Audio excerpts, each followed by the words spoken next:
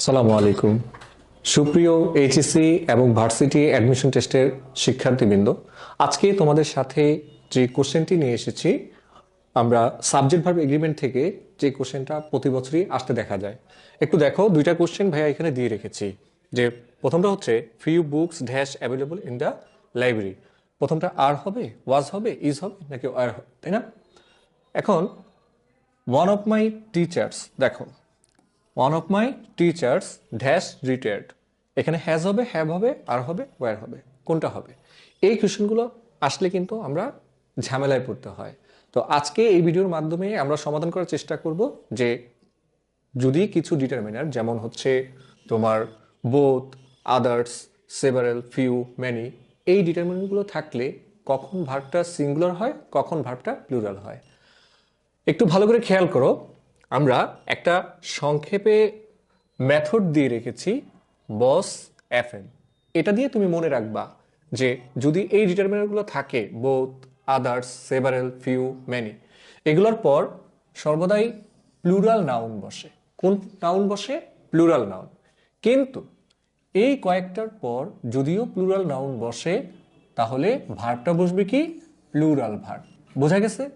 এখন নিচে দেখো, each of, either of, neither of, ঠিক আছে, এই জিনিসগুলো যদি থাকে, ওয়ান অফ, ঠিক আছে, এই ডিটারমিনেন্টগুলো যদি থাকে, তখন নাউনটা কিন্তু প্লুরাল হবে, কিন্তু ভার্বটা হবে কি ভাইয়া?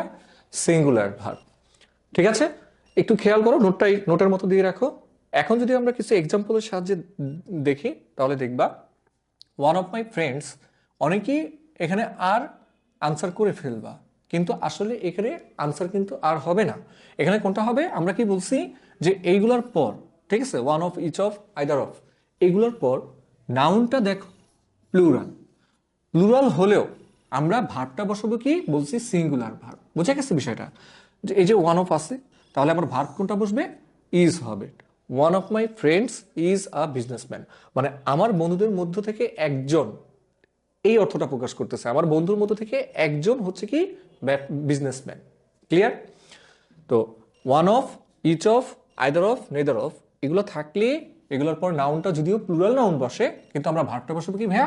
সিঙ্গুলার, কারণ এটা একজন ব্যক্তিকে নির্দেশ করা হয়, সেজন্য। ক্লিয়ার?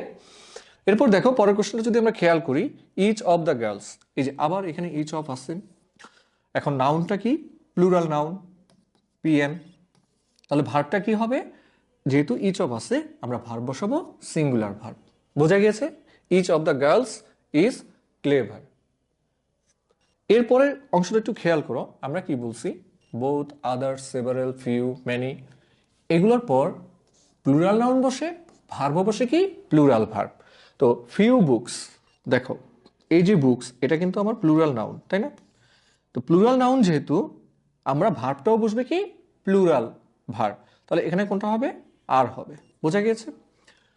পরের অংশটা যদি আমরা খেয়াল করি, দেখো only a few, only a few, এগুলো সবসময় প্লুরাল নাউনকে কাউন্ট করে থাকে, বা প্লুরাল কাউন্টেবল নাউনের সাথে বসে, সেজন্য ভার্বটা কি হবে? প্লুরাল ভার্ব হবে। এখন হ্যাভ আর হ্যাজের মধ্যে প্লুরাল ভার্ব কোনটা? হ্যাভ। আশা করি তোমরা বুঝতে পেরেছো।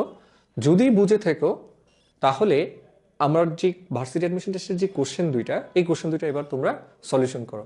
দেখো ফিউ বুকস, তাহলে ফিউ কোন নাউনটাকে কাউন্ট করে? প্লুরাল কাউন্টেবল নাউনটাকে কাউন্ট করে। তাহলে ভার্বটা হবে কি ভাইয়া? ভার্বটা হবে প্লুরাল, আমরা বলছিলাম। তাহলে ভার্ব কোনটা? Are. Few books are available in the library. বোঝা গিয়েছে?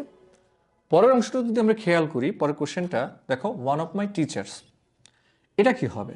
ওয়ান অফ মাই টিচার্স, আমরা বলছি one of, each of, either of, এগুলো থাকলে নাউন প্লুরাল নাউন বসে, কিন্তু ভার্ব বসে কি? Singular verb. তাহলে এখানে সিঙ্গুলার ভার্ব কোনটা? হ্যাজ। দেখো one of my teachers has retired. বুঝা গেছে?